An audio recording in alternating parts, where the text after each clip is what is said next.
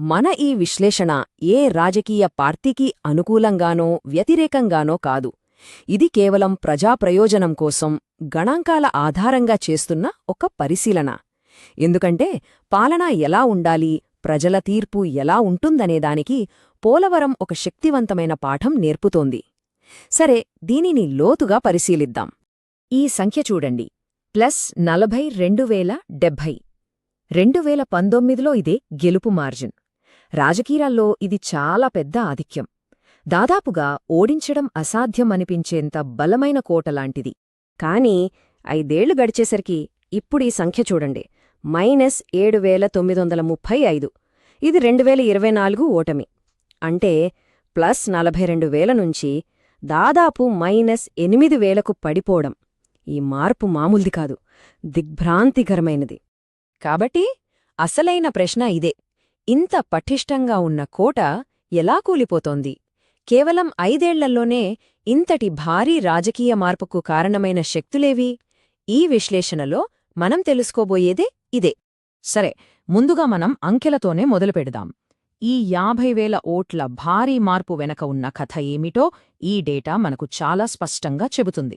2019లో పరిస్థితి చూడండి. వైసీపీకి ఏకంగా 52% ఓట్లు, అంటే 42,000కు పైగా ఓట్ల భారీ మెజారిటీ.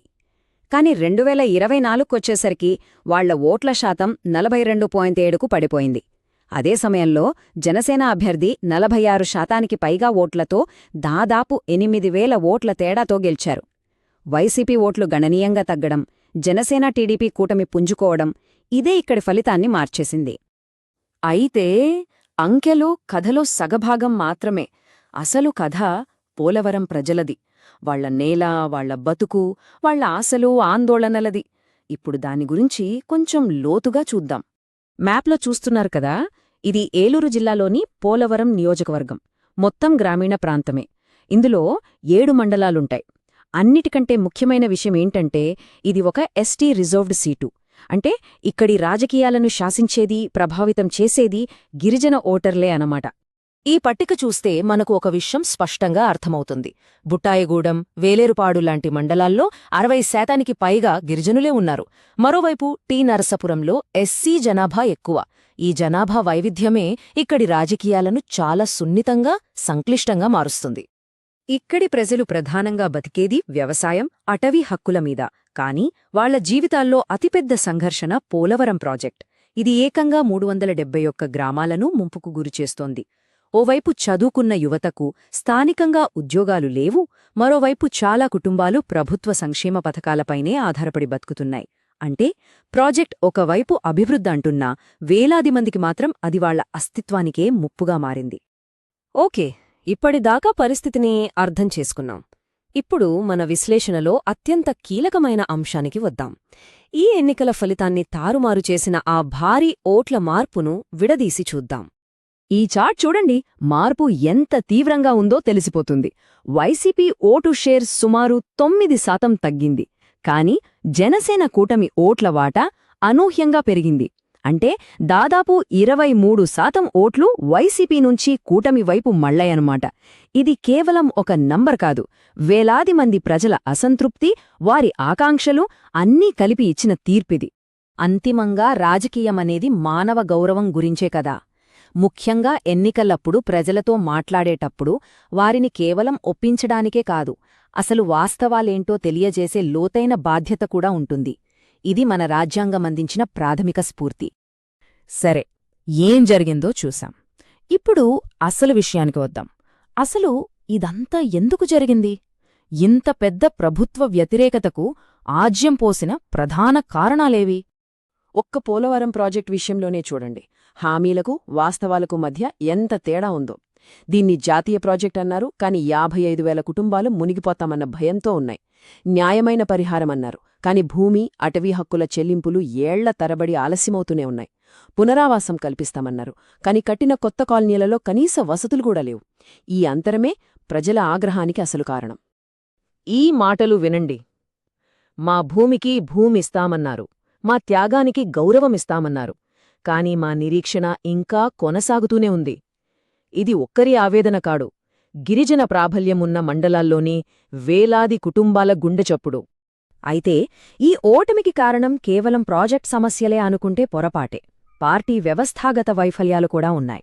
ముఖ్యంగా ఎస్టీ రిజర్వ్ నియోజకవర్గంలో గిరిజనేతర అభ్యర్థిని నిలబెట్టడం ఆమెను స్థానికులకు దూరం చేసింది.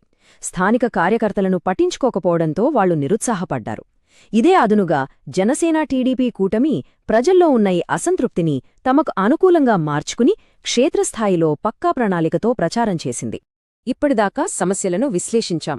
ఇప్పుడు పరిష్కారాల వైపు దృష్టి సారిద్దాం. రాబోయే 5 ఏళ్లలో ప్రజల నమ్మకాన్ని తిరిగి పొందాలంటే ఒక స్పష్టమైన, ఆచరణాత్మక ప్రణాళిక అవసరం. అది ఎలా ఉండాలి? ప్రజల నమ్మకాన్ని తిరిగి పొందడానికి ఒక 3 స్తంభాల వ్యూహం కావాలి. మొదటిది, ప్రజల సమస్యలను తక్షణమే పరిష్కరించడం. రెండవది, వారి జీవితాలను మెరుగుపరిచే మౌలిక సదుపాయాలను అందించడం. మూడవది, ప్రజలతో సంబంధాలను మళ్లీ నిర్మించుకునే నాయకత్వాన్ని తయారు చెయ్యడం. ప్రాధాన్యత ఇవ్వాల్సిన 3 కీలక ప్రాజెక్టులు ఇవి: నిర్వాసిత కుటుంబాలకు పోలవరం గిరిజన ప్యాకేజీ కింద భూమి పట్టాలను వేగవంతం చేయడం, చిన్న రైతులకు రైతు భరోసాను సమయానికి అందించడం, మరియు గ్రామాల్లో కొత్త రోడ్లు, నీటి ప్రాజెక్టులు చేపట్టడం. ఈ పనులు జరిగితే అవి కేవలం హామీలు కావని, చేతలని ప్రజలకు నమ్మకం కలుగుతుంది. వివిధ వర్గాలతో మళ్లీ కనెక్ట్ అవ్వాలి. యువతకు నైపుణ్యాభివృద్ధి కోసం ప్రజా ప్రగతి సమావేశాలు, మహిళలకు అమ్మ ఒడి, ఆసరా వంటి సంక్షేమ పథకాలపై భరోసా ఇవ్వడం, గిరిజన షెడ్యూల్డ్ కులాల వారికి గ్రామసభల ద్వారా న్యాయం చేయడం, రైతులకు సకాలంలో మద్దతు అందించడం, ఇలా ప్రతి వర్గానికి చేరువయ్యే ఒక సమగ్ర ప్రణాళిక కావాలి. ఇక్కడ మనం గుర్తుంచుకోవాల్సిన మరో ముఖ్యమైన విషయం: ఏ పాలనా ప్రణాళికైనా ప్రజల గోప్యతను గౌరవించాలి. సంక్షేమం కోసమే అయినా ప్రజల సమాచారాన్ని సేకరించేటప్పుడు దానిని ఎందుకు, ఎలా ఉపయోగిస్తారో స్పష్టంగా చెప్పి వారి అనుమతి తీసుకోవాలి. నమ్మకానికి, పారదర్శకతకు ఇది చాలా అవసరం. సరే, మనం ముగింపునకు వచ్చేస్తున్నాం.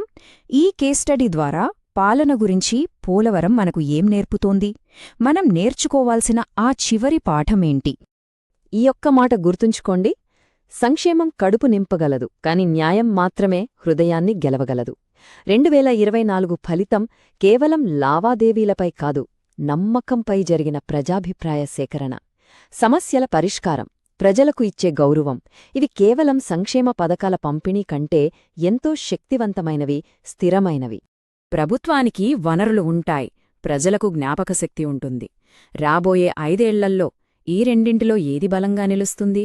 ఈ ప్రశ్నే పోలవరం భవిష్యత్తును, బహుశా రాష్ట్ర రాజకీయ భవిష్యత్తును కూడా నిర్దేశిస్తుంది.